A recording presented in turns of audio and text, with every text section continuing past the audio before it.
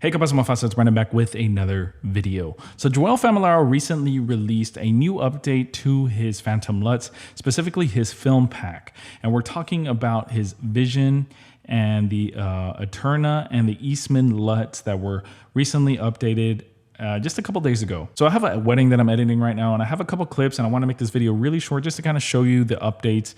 And one of the main reasons to purchase the Luts, if you're still on the fence about it, is because Joel always updates and is always improving his Luts for in this case, it was for the Blackmagic Pocket Cinema cameras, the FS5, FS7, and the A7S III and FX3 and FX6. So it was a huge update across all of his film Luts, supporting multiple cameras, and he doesn't charge for it. It's just a free update, and it's really nice to have and know that Joel's always working and looking to improve the Luts. So let's go into Davinci Resolve real quick. I'm going to show you the old version of the Luts and the new version. And if you want a more detailed and in-depth video, Joel talks about the Luts like Vision and the Eastman and how he's trying to match and emulate the film stocks from Hollywood and what his intentions and goals were with the new updates.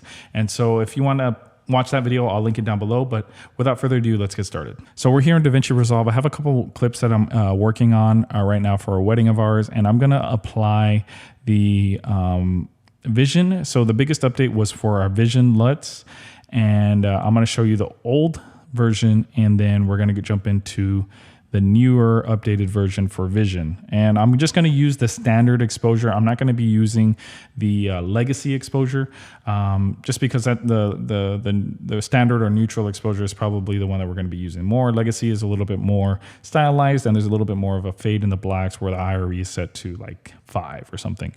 Anyways, and so if we're going to go back and forth here, we're going to take a quick look at the differences, and I'm going to jump into full screen here so you can kind of see.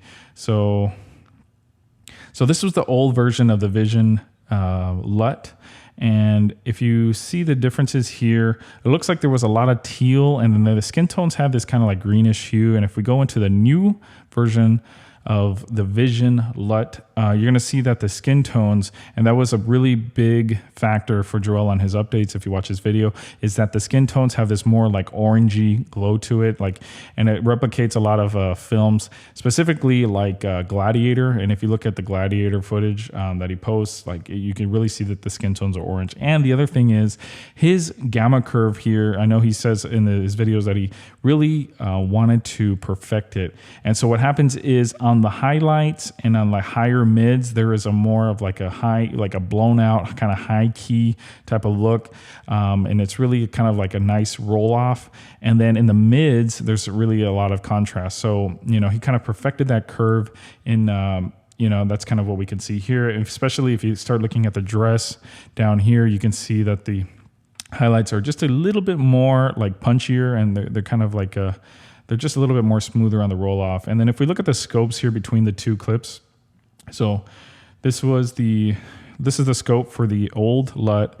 And if we look at our waveform and then our vector scope here, and then we go to the new one, I noticed that there was like a shift maybe in the reds. It looks like maybe towards kind of like more magenta. And then you also see like maybe there's just a little bit more contrast now. Like the waveform is kind of spreading out a little bit more compared to the old Lut. And this is without any adjustments. Obviously, you can adjust and make the Luts look however you want. But this is just straight application, and this is how I use it most of the time. Very easy color grading.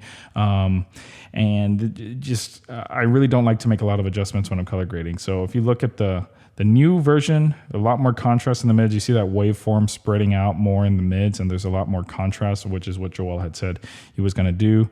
And the old one, the waveform is a little bit more scrunched together, and then our reds and stuff here are kind of like really high and clipping, almost clipping. Yeah, there's a really big difference here. So one of my favorite Luts is the Eternal Lut, and I really just like the look that it gives you, straight off just from applying it. And so if we're going to take a look here, let me go into full screen. If you look at, this is the original version of the Eternal Lut, and then if we go into the new updated version, look at the skin tones. I used to think that the skin tones look really nice with Eterna from the old version, but the new version, look at that. It just gives this nice punch, like this nice orangey skin tone. And then also just from what I'm seeing here, you see a lot of like green. It's like a green cast almost. And it looks like it just kind of corrects that. And it looks like there's a little bit more contrast, a little bit more punch in the mids. And let's take a look at our scopes here. So yeah, definitely. Actually, there's a little bit more contrast in the old Lut, it looks like. But then you see that shift from green. If you look at the vector scope, that green kind of gets like tucked in nicely.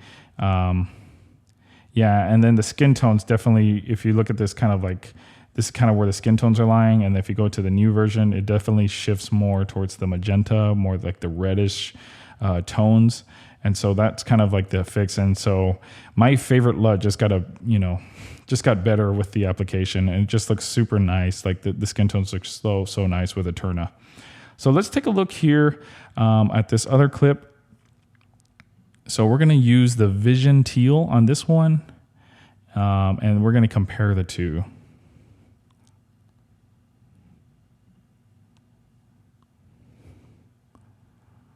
Where's Vision Teal? Okay.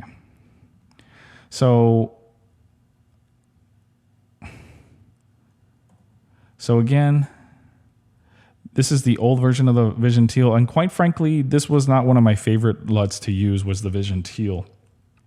But as you can tell here, there's a lot more of improvement. That same curve is still applied here, it looks like, where there's going to be more of a punch in the mids, and then the highlights and the mid highs are kind of be like more of like a smoother roll off, but more of like a pastel-y type of brighter look. And I think what this does, it really does bring out the skin tones a lot more. As you look at the old version of the Lut and then you look at the new version, the skin tones definitely pop. The skin is really bright now and popping, but you still have like the clothes and all these, there's still a lot of contrast there. And I think it really just makes the skin pop more. And the Vision Teal just have like, it was like Joel's take of his like teal and orange.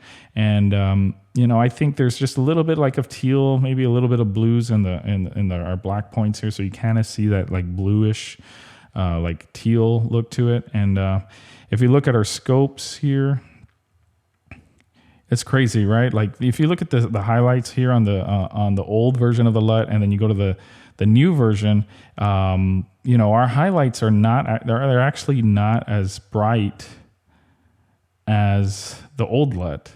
But if you look at the image itself, the skin tones are popping a lot more.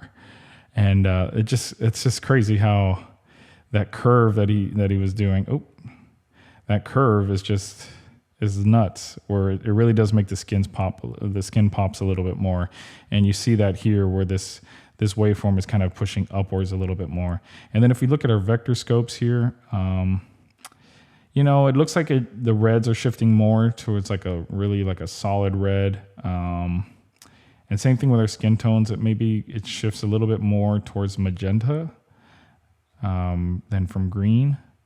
And, that's kind of about it. But it's mostly that curve that gives it this filmic look. And again, this is without any adjustments. All right, our last one. Let's take a look at the Eastman Lut.